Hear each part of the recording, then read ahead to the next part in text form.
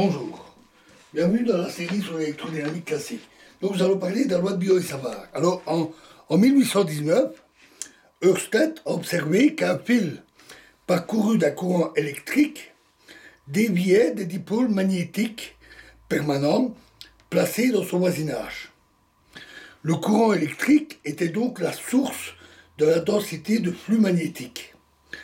Biot et Savart en 1820, ainsi que ensuite Ampère de 1820 à 1825, lors d'expériences bien plus sophistiquées et complètes, établirent les lois expérimentales de base reliant l'induction magnétique B au courant et la loi d'interaction entre deux courants.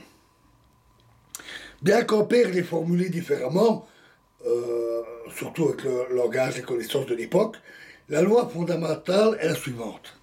Si dl est un élément de longueur pointant dans le sens du courant d'un fil mince parcouru par un courant I, et si X est le vecteur position qui relie dl au point d'observation P, donc on a ceci, un fil avec un courant I, un élément de longueur, dl, un point P, un vecteur X et l'induction magnétique B. Alors l'élément de flux dB, donc un élément dB dû à un élément de longueur dl. Alors, dB est donné en valeur et en direction par dB égale K fois I fois dl croix X sur X au cube. Remarquez que si, à l'instar de la loi de Coulomb de l'électrostatique, ceci est une loi en carré inverse, puisqu'il y a X au-dessus, en carré inverse de la distance, son caractère vectoriel, lui, est différent. Et donc, petit conseil de prudence concernant cette relation. Il est tentant de considérer cette relation comme l'équivalent magnétique du champ électrique d'une charge ponctuelle et de voir dans I fois dl l'analogue de la charge Q. Strictement parlé, ce n'est pas correct. Cette équation n'a de sens que si on la considère comme un élément d'une somme portant sur un ensemble continu qui représente l'induction magnétique d'une boucle de courant ou d'un circuit. À l'évidence, d'ailleurs, l'équation de continuité n'est pas vérifiée pour l'élément de longueur, l'élément de courant pris isolément. Le courant vient de nulle part et disparaît après avoir traversé la longueur dl. Une manière de lever cette difficulté consisterait à dire qu'un courant est en fait une charge en mouvement et à remplacer idl par Q fois V, où Q est la charge électrique et V sa vitesse. Et alors, dans ce cas-là, le champ B dû à cette charge, c'est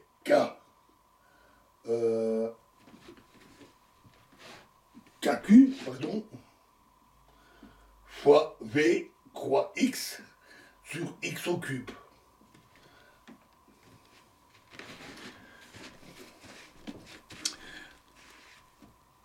Tout à fait conformément à la relation précédente.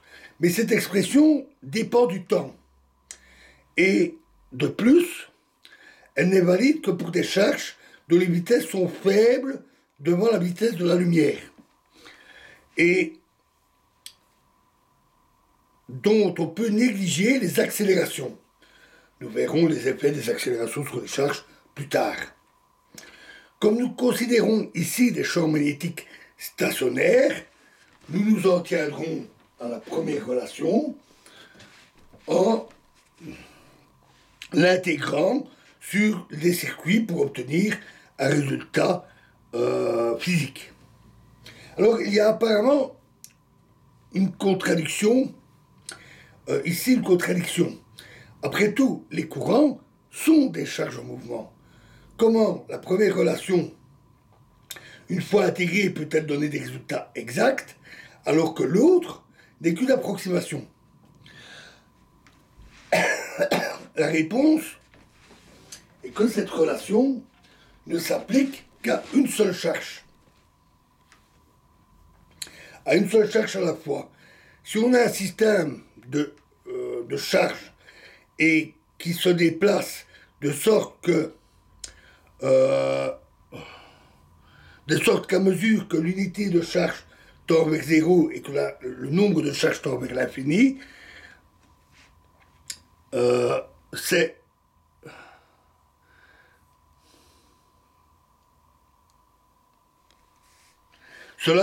charges engendrent alors un courant stationnaire, donc la somme des champs relativistiques exacts, y compris les effets des accélérations. Donc, le champ magnétostatique égal obtenu au champ en intégrant la première relation. Alors, sur le circuit, en l'intégrant sur le circuit. Alors ce résultat est assez subtil et il peut être étudié dans le cadre relativiste. Mais nous n'aborderons les aspects vraiment relativistes que plus tard. La valeur et la dimension de la constante K qui est présente peut, dans ces relations, présente de ces relations, dépend du système d'unité qui est utilisé.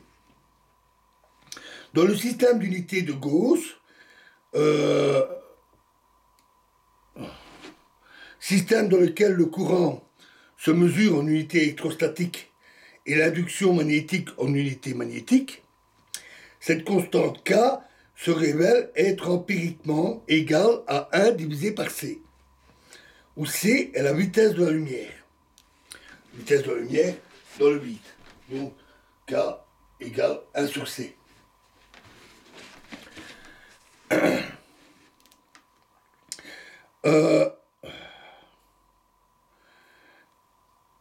La présence de la vitesse de la lumière dans les équations de la magnétostatique est l'une des premières interrogations qui est résolue dans le cadre de la relativité restreinte, où les facteurs V sur C apparaissent tout naturellement. Alors, dans les unités de Gauss, le champ électrique E et B ont même dimension. C'est une charge divisée par une longueur au carré, ou encore une force par unité de charge. Voilà. Alors, dans la prochaine vidéo, nous verrons la constante K dans le système international, le SI, système SI, et nous verrons la suite de tout cela. Je vous remercie.